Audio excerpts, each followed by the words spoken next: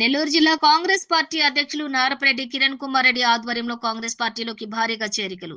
Kiran Kumar Reddy comments. Congress party కేవలం MLA, MP పదవుల కోసమే కాదు, రాష్ట్రం, దేశం కోసం ఏర్పడిన పార్టీ.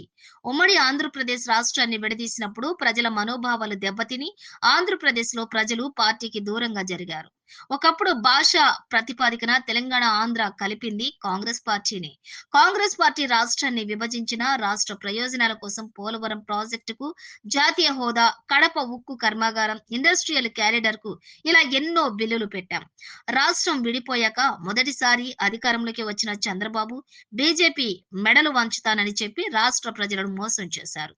రాష్ట్రంలో తమ పార్టీని, ఎంపీలను గెలిపిస్తే పార్లమెంట్ లో పోరాడి రాష్ట్రానికి ప్రత్యేక హోదా తెస్తామన్న వైఎస్ జగన్మోహన్ రెడ్డి అధికారంలోకి వచ్చాక మాట మర్చిపోయారు. ఇక చంద్రబాబు, జగన్ ఇద్దరూ కేంద్రంలో అధికారంలో ఉన్న బీజేపీని ప్రశ్నించలేరు. గాంధీ పేరు వినపడితేనే మోడీ భయపడిపోతున్నాడు. దేశ సార్వభౌమత్వాన్ని, దేశ ప్రయోజనాలను మోడీ, ట్రంప్ కాళ్ల దగ్గర పెట్టేశాడు. ఇక కాంగ్రెస్ హయాంలో రైతులకు దేశంలో యూరియాకు కొరత లేదు. ఇప్పుడు ఒక బస్తా యూరియా దొరికేది కష్టమైపోతోంది. నెల్లూరు జిల్లా అక్కంపేటలోని షర్మిలమ్మ ఉపాధి పరిరక్షణ యాత్ర తర్వాత జిల్లాలో కాంగ్రెస్ పార్టీలో చేరికలు ఊపందుకున్నాయి. ప్రజాస్వామ్యం కోసం, దేశ ప్రయోజనాల కోసం, పేద బడుగు బలహీన వర్గాల మేలు కోసం, మైనార్టీల హక్కుల కోసం రాష్ట్రంలో, దేశంలో కాంగ్రెస్ పార్టీ అధికారంలోకి రావాలని కాంగ్రెస్ పార్టీ జిల్లా అధ్యక్షులు నారపరెడ్డి కిరణ్ కుమార్ రెడ్డి పిలుపునిచ్చారు.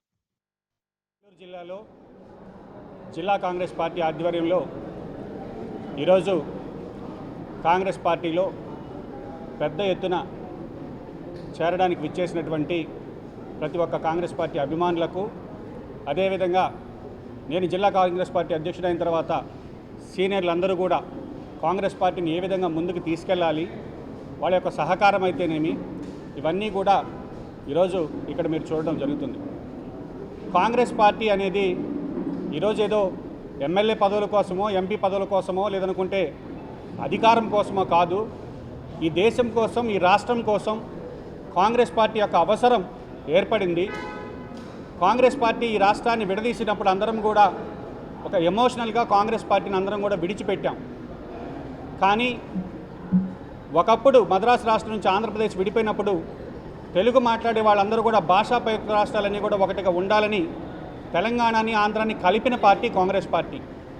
కలిపిన తర్వాత కూడా పెద్దలందరికీ తెలిసే ఉంటుంది, పెద్ద ఎత్తున జయాంధ్ర ఉద్యమం, అంటే సపరేట్ ఆంధ్ర కావాలని అప్పట్లో జయాంధ్ర ఉద్యమం నడిస్తే కూడా ఇందిరాగాంధీ గారి దగ్గర నుంచి చివరి రాజశేఖర రెడ్డి గారు బతుకున్నంత వరకు కూడా ఉమ్మడి ఆంధ్రప్రదేశ్ కానీ కొనసాగించడానికి కాంగ్రెస్ పార్టీ ఎన్నో సంస్కరణలు తీసుకొచ్చింది.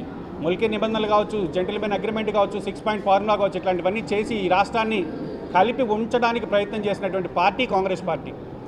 విడదీశాల్సి వచ్చినప్పుడు కూడా ఈ రాష్ట్ర విభజన బిల్లులో ఈ రాష్ట్రానికి ఏమి కావాలి, విభజిత ఆంధ్రప్రదేశ్కి అన్యాయం జరుగుతుంది, పోలవరం ప్రాజెక్టుకి సంబంధించి జాతీయ హోదా ఇవ్వడంతో పాటు 100% నిధులను కేంద్ర ప్రభుత్వం భరించాలని బిల్లులో పెట్టి, అదేవిధంగా కడప ఉక్కు కర్మాగారం కావచ్చు, ఇండస్ట్రియల్ కారిడార్స్ కావచ్చు, విద్యా సంస్థలు కావచ్చు, వీటన్నిటిని విభజన బిల్లులో పెట్టి రాష్ట్రాన్ని విభజిస్తే ఈరోజు 2 ప్రభుత్వాలు చూసాం మనం. ఫస్ట్ చంద్రబాబు నాయుడు గారు నరేంద్ర మోడీ గారితో కలిసి రాష్ట్రం విడిపోయిన తర్వాత ఈ పరిపాలన సాగిస్తే ప్రత్యేక హోదా ఇస్తారేమో, ఈ రాష్ట్రానికి స్పెషల్ ఇంటెన్సివ్స్ వస్తే మాత్రమే ఈ రాష్ట్రం బాగుపడుతుందని ఆలోచించి ఆ రోజు అందరం కూడా ఓట్లు వేయడం జరిగింది. దాని తర్వాత జగన్మోహన్ రెడ్డి గారు వచ్చారు, నాకు మీరు ఎంపీలను ఇవ్వండి, కేంద్రం మెడలు వంచి ప్రత్యేక హోదా తెస్తారని చెప్పడం జరిగింది. ఎక్కడా కూడా ఒక్క ఎంపీ కూడా పార్లమెంట్లో ఆంధ్రప్రదేశ్కు ప్రత్యేక హోదా కావాలని ఒక ప్లకార్డు కూడా పట్టుకోకపోవడం గతంలో చూసాం. ఈరోజు ఈ రాష్ట్రానికి కావచ్చు, దేశానికి కావచ్చు, రాష్ట్ర రైతాంగానికి, దేశ రైతాంగానికి అన్యాయం జరుగుతున్నా కూడా ఇటు జగన్మోహన్ రెడ్డి గారు కానీ, ఇటు చంద్రబాబు గారు కానీ బీజేపీని ప్రశ్నించలేని పరిస్థితిలో ఉన్నారు.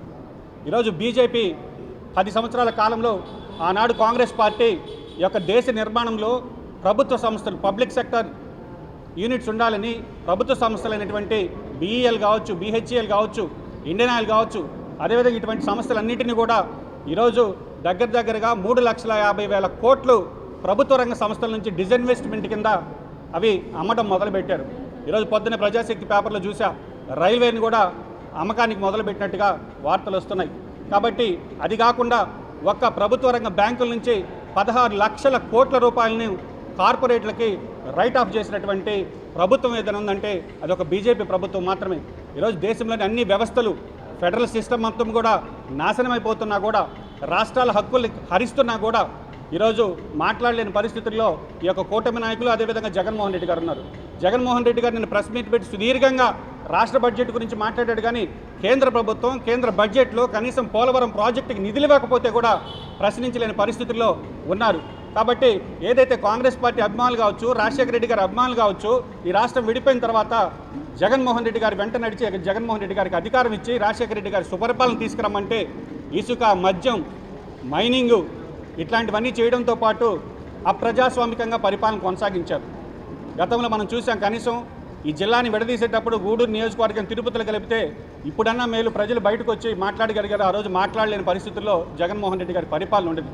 మాట్లాడితే దాడులు, మాట్లాడితే కించపరిచేటటువంటి పరిస్థితుల నుంచి ఈరోజు ప్రజాస్వామ్యవాదులు ఎవరు కూడా, కాంగ్రెస్ వాదులు ఎవరు కూడా తిరిగి మళ్ళీ జగన్మోహన్ రెడ్డిని ఆదరించలేక ఇటు కూటమి ప్రభుత్వాన్ని వ్యతిరేకిస్తున్న వారందరూ కూడా తిరిగి ఈరోజు కాంగ్రెస్ గుటికి చేరాలి. కాంగ్రెస్ అయితేనే మళ్ళీ తిరిగి రాష్ట్రం బాగుపడుతుంది, దేశం బాగుపడుతుంది అనేటటువంటి విధంగా ఆలోచించడం వల్లనే ఈరోజు కాంగ్రెస్ పార్టీలో మన నెల్లూరు జిల్లాలో మనుబోలు మండలం అక్కంపేటకి రాజశేఖర రెడ్డి గారు పెట్టే షర్మిలమ్మ వచ్చిన తర్వాత, ఆ రోజు ఆ బహిరంగ సభ సక్సెస్ అయిన తర్వాత జిల్లాలోని పాత కాంగ్రెస్ వాదులందరూ కూడా తిరిగి మన కాంగ్రెస్ గుటికి చేరాలి, కాంగ్రెస్ బతకాలి, కాంగ్రెస్ బతికితేనే ఈ రాష్ట్రంలో, ఈ దేశంలో ప్రజాస్వామ్యం ఉంటుంది. అదేవిధంగా మోడీ గారు ఈరోజు 10 సంవత్సరాల కాలంలో కనీసం రైతులకి ఒక యూరియా బస్తా కూడా దొరకని పరిస్థితికి ఈరోజు రైతాంగాన్ని తీసుకొచ్చారు. రైతులు చూస్తే యూరియా బ్లాక్లో కొనుక్కుంటున్నారు. అదేవిధంగా ఏ వ్యవహారం చూసుకున్నా కూడా దేశభక్తి మతాన్ని అడ్డుగా చూపి ఈరోజు యువతని తప్పుదారి పట్టిస్తుంది బీజేపీ. ఈ మాట ఎందుకు చెప్తున్నా అంటే 2014 ఎలక్షన్స్ ముందు నేను కూడా చూసా వాట్సాప్ సోషల్ మీడియాలో కాంగ్రెస్ పార్టీ నాయకులందరూ కూడా బ్లాక్ మనీ తీసుకెళ్లి స్విచ్ బ్యాంకులో పెట్టున్నారు. నేను వస్తే అవంతా తీసుకొచ్చి మీ అకౌంట్లో వేస్తానన్నారు. అక్కడ విఫలమయ్యాడు. కరోనాలో గంట కొట్టి దీపం పెట్టి దండం పెట్టి కొన్ని కోట్ల మంది చనిపోతే ఆ రోజు కరోనాలో వలస కార్మికులను ఆదుకునేది ఒక ఉపాధి హామీ చట్టం మాత్రమే. తిరిగి గ్రామాల్లోకి వెళ్ళినప్పుడు కరువు పని చేసుకుని బతికితే ఈరోజు ఆ ఉపాధి హామీ చట్టాన్ని తొలగించి దాని స్థానంలో కొత్త చట్టం తీసుకొస్తున్నారు. 100% నిధులు ఇచ్చేటటువంటి కేంద్ర ప్రభుత్వ ప్రాజెక్టులన్నీ కూడా ఈరోజు 60-40కి తీసుకొచ్చారు. ఉపాధి హామీ చట్టంలో 100% నిధులు గతంలో కేంద్రం ఇస్తుంటే ఈరోజు 40% రాష్ట్రాలు భరించాల్సిన పరిస్థితి.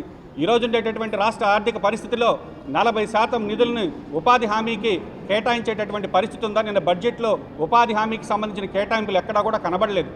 కాబట్టి ఈరోజు నరేంద్ర మోడీ గారితో కానీ బీజేపీ ప్రభుత్వంతో కానీ కొట్లాడగలిగేటటువంటి శక్తి ఉన్న నాయకుడు ఒకే ఒక్క రాహుల్ గాంధీ గారు. పార్లమెంట్లో ఈరోజు ఆ గాంధీ పదం వినబడకూడదని మహాత్మా గాంధీ ఉపాధి హామీ చట్టంలో అసలు కంప్లీట్ ఆ చట్టాన్ని పక్కన పెట్టారు. గాంధీ పదం అన్నా, గాంధీ కుటుంబం అన్నా కూడా ఈరోజు నరేంద్ర మోడీ గారు భయపడేటటువంటి పరిస్థితి. కాబట్టి ఈ దేశంలో ప్రజాస్వామ్యం బతకాలన్నా ఈరోజు మోడీ గారు ట్రంప్ కాళ్ళ దగ్గర సాచిలపడేటటువంటి పరిస్థితికి దేశాన్ని తీసుకొచ్చాడు.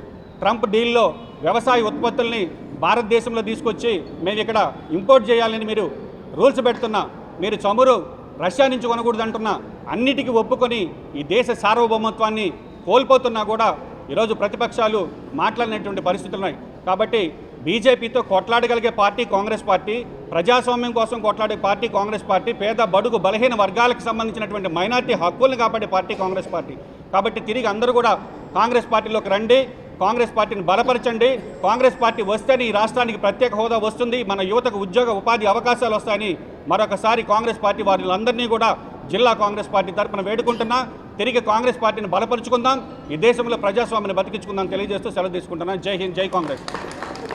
తిరుమల వివాదం అనేది చాలా దురదృష్టకరం. దేవదేవుని యొక్క విషయాలు రాజకీయాలకి చోటు అనేది ఉండకూడదని కాంగ్రెస్ పార్టీ ఆనాడే భావించి తిరుమల లడ్డు విషయంలో కల్తీ జరిగిందని చంద్రబాబు గారు మాట్లాడిన వెంటనే గవర్నర్ దగ్గరికి వెళ్ళి సిబిఐ ఎంక్వైరీ దీని మీద వేయాలని కోరిన ఒకే ఒక అధ్యక్షురాలు, మా పార్టీ అధ్యక్షురాలు షర్మిలారెడ్డి గారు గవర్నర్ గారిని కోరడం జరిగింది. ఈరోజు సిబిఐ ఛార్జ్షీట్ దాఖలు చేసింది. ఛార్జ్షీట్లో అంశాలు బయటకు రాకముందే వీళ్ళు నువ్వే దొంగ అంటే నువ్వే దొంగ అనే విధంగా చందంగా ఉంది. కానీ ఒకటి విషయం మనం అందరం చదువుకున్నాం, 2014 నుంచి 19 వరకు కానీ, 19 నుంచి 2024 వరకు కానీ నెయ్యి టెండర్లకు సంబంధించినటువంటి రేట్లన్నీ కూడా మేము పరిశీలిస్తే 280 రూపాయల నుంచి మొదలు పెడితే 380 రూపాయల లోపు టెండర్లు వేయడం జరిగింది. అది ఏ డైరీ, ఏ కంపెనీ అనే విషయం పక్కన పెడితే ఎక్కడైనా స్వచ్ఛమైన అగ్మార్కు ఉండేటటువంటి ఆవు నెయ్యి 380 రూపాయలకి ఈ దేశంలో దొరుకుతుందా? 380 రూపాయలకి ఆవు నెయ్యి కేజీ స్వచ్ఛమైనది దొరుకుతుందా?